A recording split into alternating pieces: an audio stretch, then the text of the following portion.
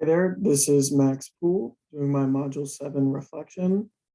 And specifically today, I'm going to be focusing on the Great Recession versus the COVID-inspired recession, if we want to call it that, and maybe do some compare and contrast of how the Fed responded to those two crises, how they were a little bit different.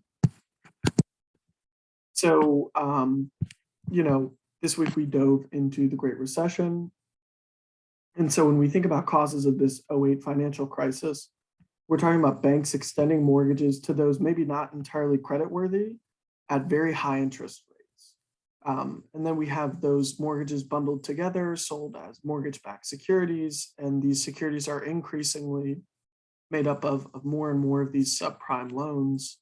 And as people started to default on those loans that they couldn't afford, they start to miss their payments.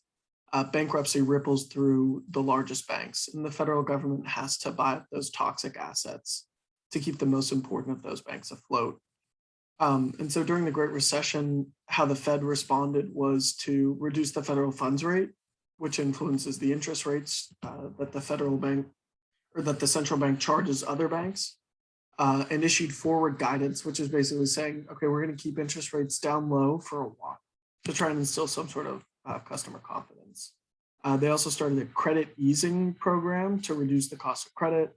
And of course, quantitative easing, or the large scale purchase of toxic assets. And all these amongst a lot of other things. When you think about COVID, this is a completely different situation. There wasn't something structurally broken in the economy. We have this outside risk factor, a black swan event, whatever you want to call it, of a global pandemic, which made it so that governments shut down businesses and schools to keep people safe. People stay at home so that they don't get sick. People can't go to work. And all this means that unemployment spiked at one point to reach 14.8%, which I believe is the highest figure on record since they started recording that in like the 1950s. So how does the Fed respond to COVID? Similarly, reduces the federal funds rate. Similarly, issues forward guidance about keeping rates low. Similar quantitative easing. They purchase a lot of debt securities.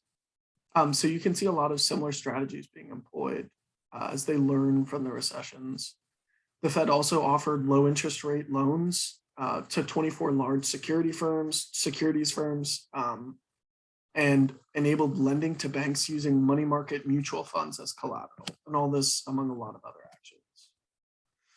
So we can look at the graph here and just kind of compare the recoveries of these two crises. This I find super interesting because what we have here is the '08 crisis and a long, slow recovery. Maybe we would even call that a U recovery in economics. And then here we have COVID right here. We just see this massive spike in unemployment, but it bounces back pretty quickly, right? We're already, in January of 2022, almost at pre-pandemic unemployment levels. So a much quicker adjustment. We might wonder why. You could think about more government stimulatory spending during the pandemic, widespread vaccines, any number of things really, but the economy is really complex. So it's hard to say, right? But yeah, that's this week. Thank you so much. Have a good one.